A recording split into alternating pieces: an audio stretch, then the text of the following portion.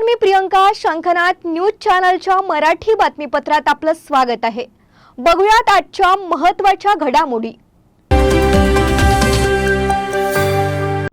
भारतीय जनता पक्षाने विधानसभा निवडणुकीच्या तिकीट वाटपात नवी मुंबई जिल्हाध्यक्ष तथा माजी आमदार संदीप नाईक यांना तिकीट नाकारल्याने आणि तेव्हापासून संदीप नाईक हे काय भूमिका घेणार याकडे सर्वांचेच लक्ष लागून आहे.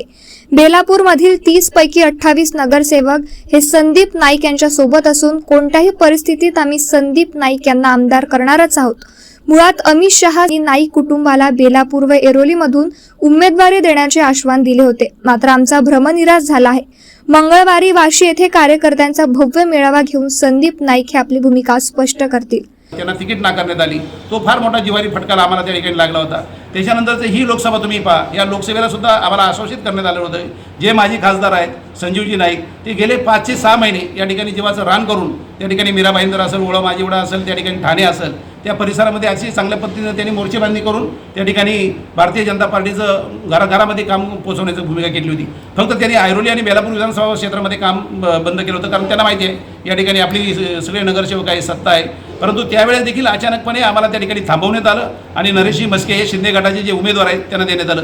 तरी देखील प्रामाणिकपणे आम्ही पक्षाचा झेंडा खांद्यावरती घेतला आणि त्यावेळेस देवेंद्रजी फडणवीस यांनी या ठिकाणी नवी मुंबईमध्ये येऊन सांगितलं की येणाऱ्या विधानसभा क्षेत्रामध्ये ऐरोली आणि बेलापूर या दोन्ही जागा तुम्हाला देण्यात येत आहेत. परंतु आताही हे असं असताना देखील जर दोन्ही जागांच्या ऐवजी आम्हाला जर तिलांजली वाहत असेल तर आम्ही या ठिकाणी कदापि गप्प बसणार नाही आणि म्हणून आम्ही ही भूमिका या ठिकाणी घेण्याचा प्रयत्न केला. हे सगळे जे लोकप्रतिनिधी आहेत हे स्वतःच्या ताकदीवरती कोणी निवडून येत नाही, हे जनतेच्या ताकदीवरती निवडून येतात, रहिवाशांच्या ताकदीवरती निवडून येतात. त्या ठिकाणच्या नागरिकांचे प्रश्न सोडून त्यांच्या सुखदुःखात जाऊन त्यांचं कहाणी ऐकून ते ठिकाणी निवडून येत असतात. आणि निश्चित स्वरूपामध्ये काल जी आमची बैठक पार पडली NMSAमध्ये, त्या ठिकाणी भारतीय जनता पार्टीचे बेलापूर विधानसभा मतदारसंघामध्ये असणारे 30 नगरसेवकांपैकी 28 नगरसेवक त्या ठिकाणी उपस्थित होते आणि सगळ्यांनी भूमिका घेतली आहे की आपण आपापल्या पदाधिकाऱ्यांना ज्यांच्या जीवावरती आपण समाजसेवा करतो, पक्षाचं राजकारण करतो, त्यांची भूमिका आपण त्या ठिकाणी ऐकून घ्यावी आणि पुढचा निर्णय घ्यायचा आहे. आणि सगळ्यांनी आज ज्या पद्धतीनं 7 वाजता आम्ही या ठिकाणी बसलो आहे, संबंध नवी मुंबईमध्ये बेलापूर विधानसभा कार्यक्षेत्रामध्ये सगळे लोक आपापल्या ठिकाणी कार्यकर्त्यांना घेऊन बसलेली आहेत. त्यांची भूमिका जी असेल, उद्याला ते जे बोलले अपक्ष राहू, ते बोलले उद्याला कोणत्या पक्षात जा तर त्या पक्षाचा झेंडा आम्ही खाती घेऊ, अशा पद्धतीची भूमिका घेण्यासाठी ही बैठक बोलवलेली आहे. ह्या बैठकीतून जे निष्पन्न होईल, उद्याला विष्णुदास भावे नाट्यगृहामध्ये ती भूमिका सगळ्यांच्या वतीने त्या ठिकाणी विशद केली जाईल आणि मग त्या ठिकाणी आम्ही ठरवू की कोणता झेंडा हाती घ्यायचा आहे. शंखनाद न्यूज साठी ब्युरो रिपोर्ट. क्या हुआ बहू? माँ, पाइल्स की बहुत तकलीफ हो रही है. तो तुम गुदरोग सर्जन के पास क्यों नहीं गई?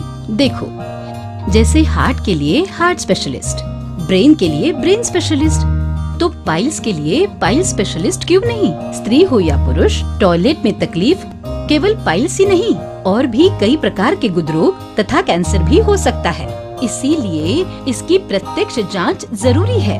ठीक है माँ, पर जांच के लिए हम जाएंगे कहाँ? वही काले आयुर्वेदिक पाइल्स हॉस्पिटल में. लेकिन माँ, प्रेगनेंसी में पाइल्स की दवाइयाँ?